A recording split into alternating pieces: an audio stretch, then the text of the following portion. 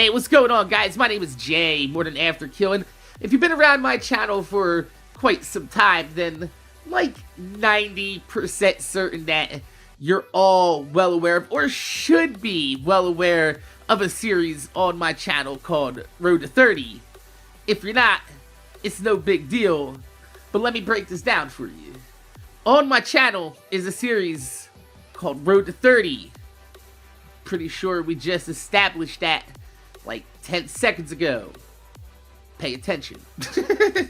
But in this series, I share my life story with you guys 1 year at a time, and in each episode, we take an in-depth look at some of the more impactful memories and meaningful moments that's come to shape the person that I am today. And currently, I'm 34 years old. And you know, looking back, I'm honestly surprised that I've made it this far in life. And I know a lot of people say that, but trust me, after some of the shit that I've gone through in my life, I 100% do mean that. And it's only now that I look at where I'm at, compared to not only where I was before, but also compared to where some of my childhood friends are now in life, that I realize that it's a miracle that I've made it half as far as I've come. And 2017 was a pretty damn good reminder of that for me. I'm pretty sure that the last time I updated this series was the end of last year, when my best friends growing up, their mother passed away. And you know, that hit me pretty hard, because my own mother wasn't really the greatest mother at all. In fact, I'm using the term mother loosely and only by definition, because, you know, outside of giving birth to me and my brother, there wasn't much more mothering to be had from that woman. But anyway, I get off topic, I digress. Their mother let me move in with them when I was about 14, 15 years old, and you know, she was a pretty big factor in me, you know, straightening my life out. I mean, she let us get away with some of the shit that, you know, a normal mother growing up in a typical American household wouldn't have let you get away with. But, you know, growing up in our area, our upbringing was anything but normal nor typical. And sometimes when money's tight and you're trying to feed a house with like 6 to 10 tossed out street kids crashing on your living room couch and your dining room floor, you know, sometimes you gotta cut corners and take shortcuts to make ends meet. But always her intentions were in a good place.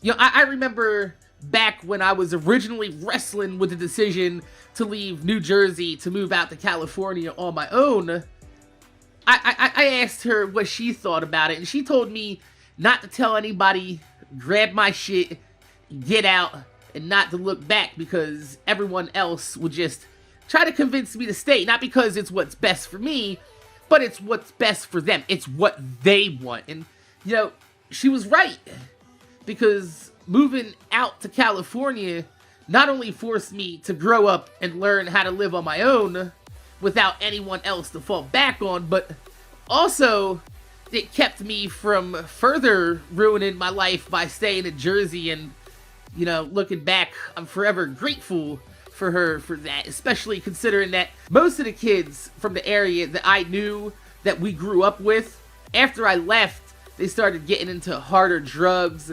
The Percocet and Oxycontin epidemic hit our town pretty hard, and, you know, a lot of them spent time in and out of jail, or even worse, just this year alone, 3 of my childhood friends died as a direct result of Percocet heroin overdoses. And, you know, one of them was also shot to death, most likely over some type of drug deal or money owed for drugs. So I feel like I dodged a bullet there, and, you know, I have her to thank for that. But when you take into account, you know, 3 childhood friends, the woman who was more of a mother than my own mother to me, plus another dude from around the way we knew was killed in a motorcycle accident, all before the summer this year, it looked like 2017 was shaping up to be one of the more depressing years of my life. And it happens, you know, some years are good, others are bad, and I'm not trying to drum up any feelings of pity or, you know, pull on your heartstrings for likes on my video. I need to lay the groundwork foundation of this story so you know where my mindset is going into 2017. This is important because you know how I always say that I feel like I'm living in a movie. Like, some of the shit that just happens in my life feels like it was laid out and written ahead of time, and I'm just playing along to the script that's been given to me. That's how I feel right now. But seriously, check this out. After all this bullshit that 2017 is throwing at me, along comes 4th of July weekend, and I woke up with my right leg swollen about 2 to 3 times its normal size. I'm not even joking. Like, it was just hideously, grotesquely red. Like, if my leg was any more swollen than it was, it looked like it would have just cracked and bled right through the skin. It was disgusting. I'm not the type of person to be going to the doctors unless I feel like it's drop dead serious, because I mean, that's how it is in America, man. Fucking healthcare is expensive. Going to the doctors and the emergency rooms can put you in debt for the rest of your life. But as soon as I saw my leg, I was like, damn, I gotta get to the doctors ASAP. This shit is serious. And it's a good thing that I did, because it wasn't just an infection on my leg, but it was an infection in my subcutaneous level of my skin, like the under portion, the under layers of my skin, of my epidermis would actually be the outer skin. So subcutaneous level of my skin. And this was due to a brown recluse spider bite, which is one of the worst spider bites that you can get in America. And had I not gone to the doctor as soon as I did, it's possible that the infection in that area, the bite, would have necrotized and basically just rotted the flesh off my leg.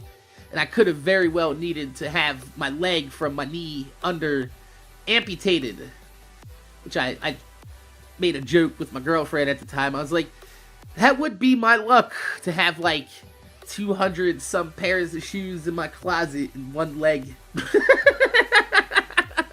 Hey, at least I can keep one shoe dead stock, right? The other shoe I can rock on my... Yeah, it's not very funny, but I tend to use humor to try to, you know, get through some of the harder portions in my life. But luckily, we caught the bite and the infection pretty early. I was treated correctly with some very aggressive antibiotic treatment, and for the next 3 weeks, I couldn't really do anything but just chill with my leg elevated and surf on the internet. It wasn't even possible for me to stream very long, since I had to keep my leg elevated above my head so it wouldn't spread any further. Suffice it to say, you know, that at that point I was at my most depressed that I've been in a long ass time. And you know, it's one thing to be depressed. A lot of people deal with depression. But it's one thing to be depressed with not a goddamn thing to do and nowhere to go. Seriously. Like, at least if you're depressed, you can get out and about, take your mind off things. But when you're depressed and you're fucking bedridden for a few weeks, it's absolutely just murder on the psyche. So, to take my mind off everything, I started searching everyone I could think of on Facebook. Old friends, old girlfriends, which I actually have another story about old girlfriends that we're gonna talk about that in another video, but that's pretty interesting story as well.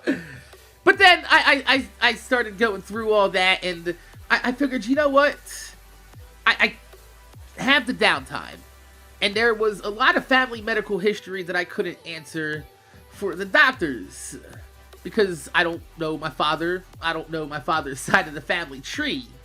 So I decided to start searching up everybody I know that could be related to my father, and figuring it would be proactive on my part to know my entire family's medical history. Not just for me, but also, you know, it would benefit my son in the future as well.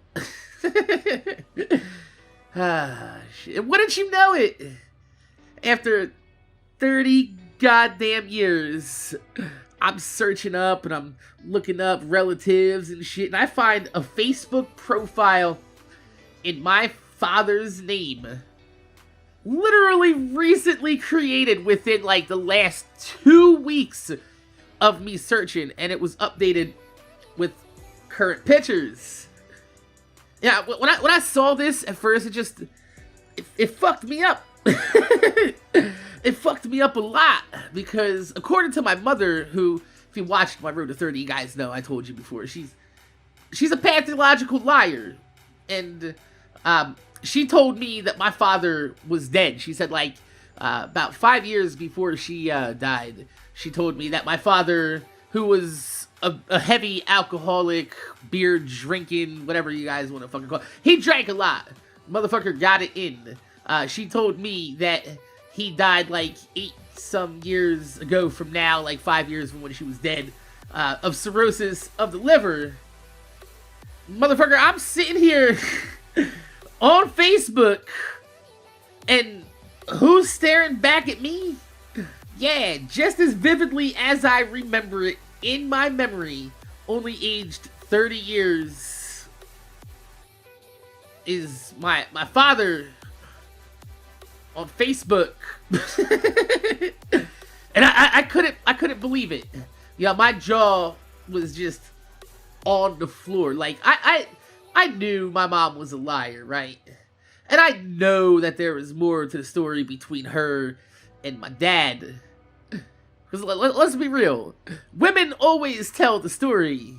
They tell their side of the story, and they usually leave out some pretty important details that might make them look just a little bit worse than they want to put out, you know? But in all the lying that my mom's done over the years, I never once thought that she would go as far to lie about somebody being dead just to protect her own story, her own lies over the years. And then, you know, it just starts to run through my head. If my mom lied about him being dead, you know, that's a pretty big lie. What other details in the stories that she told me was she lying about? What did she fudge and blur over the truth of history, you know? Did my dad really leave? Or did her batshit crazy antics in life push him away? And, you know, these are questions that I've gone through in my head before, but I never really thought I had a shot at getting to the bottom of this, since, like I said, when my mom was alive, she was a liar. Now that she's dead, I'm not really going to be getting any type of answers from her. And, you know, my father was supposed to be dead, so anybody that had any information on the fact is going to be a third party to the situation. But, you know, now the questions that I've had in my head took on a little bit more relevance due to the fact that I'm sitting here in front of me. I have somebody that can give me a first-hand recount of the events surrounding my early formative years, just from a different perspective than I've already been told. And, you know, it's funny because the last few months I've been sitting here wrestling with this in my head every single day. You know, do I contact this man, or should I just continue to live my life as I have all these years? Now, I gotta admit, it's been pretty damn nerve-wracking and mentally taxing trying to figure this out. I mean, on one hand, it would be nice to unlock this huge question mark on this side of my life. But on another, you know, I've gone through so much personal reflection and anguish in my life just to move past my own issues.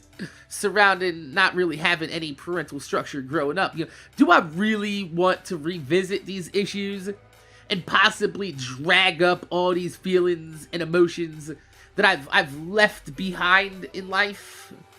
And what about all the new feelings and emotions of going from losing both my real mother and my friend's mother within the last few years, going from having absolutely zero parents, now all of a sudden I still have one left, and it's one that I haven't spoken to for close to 30 goddamn years. And after about a good month or two of thinking this through, I decided that the best thing for myself was just to let it go. I mean, let's look at this logically. I've already dealt with these emotions. I've taken these issues and I've worked through them and I've let them in the past. And I'm a better person for it. But also, I sympathize a little bit with his decision to just up and leave a bad situation cut and dry, since there was a time in my own life where I was sitting on a plane in Philadelphia International Airport waiting to take off for California, leaving my own toddler son behind just like he did. And who knows, if it wasn't for me going to California, learning how to take care of myself, meeting my fiance, learning how to take care of an entire family, and then when she died, would I have been prepared to come back to New Jersey and take care of my own son, or would I have still been an absentee father? And it's those types of questions and sympathizing for this situation that allows me to step back from the big picture and take personal inventory of my own self and say, right now, I'm 12 years removed from the time that I left my son for California to where I'm at now. I'm a completely different person than I used to be. Maybe he is too. And maybe the life he's living now is just like mine, is in the wake of a previous life that he's no longer living. And it just, when I put it that way, it didn't feel like it was the right thing to do, was to just, kick the door in and throw your fucking life into a whirlwind. And I left it there. Or at least I should have left it. I should have, god damn it. But I didn't. I mentioned it to my brother, and I'm not sure why. Mostly because I'm an idiot. But my brother, he's even more impulsive than I am. He does not think shit through. And he also doesn't realize that his actions affects more than just him. It affects all of us. Me, him, my father, and my sister. But in a moment of lapsed better judgment, in casual conversation, I mentioned that I happened to run across his Facebook page, and I know where he is and how to get in contact with him. And I shouldn't have, man. I shouldn't have said a goddamn thing. But I did. And y'all know what he did, right? Of course. Of course. He just walked into the room and just threw a fucking hand grenade on the situation. And because of this, I'm now sitting here at 6 in the goddamn morning after spending 2 hours of talking to my father on the phone for the first time in 30 years. Once again, wishing that I just kept my goddamn fucking mouth shut. So, my name is Jay, MorninAfterKill. I want to thank you guys for watching. Make sure you guys rate, comment, subscribe. If you can leave a thumbs up on the video, I'd highly appreciate it, because it gives me motivation to make more videos for y'all motherfuckers that watch my motherfucking videos. But, let me know in the comment section down below, what would you have done in my situation? Would you have contacted him sooner, or would you have made the same decision I did and just let sleeping dogs lie? Also, let me know, do you think it was fucked up that my brother went and contacted him without first speaking to me and my sister about it first? Or do you think that he had every right in the world to establish contact, even knowing that it's gonna affect me and my sister in the long run as well? Let me know in the comment section down below. My name's Jay, MorninAfterKill. Thanks for watching, and I'm gonna see y'all motherfuckers later.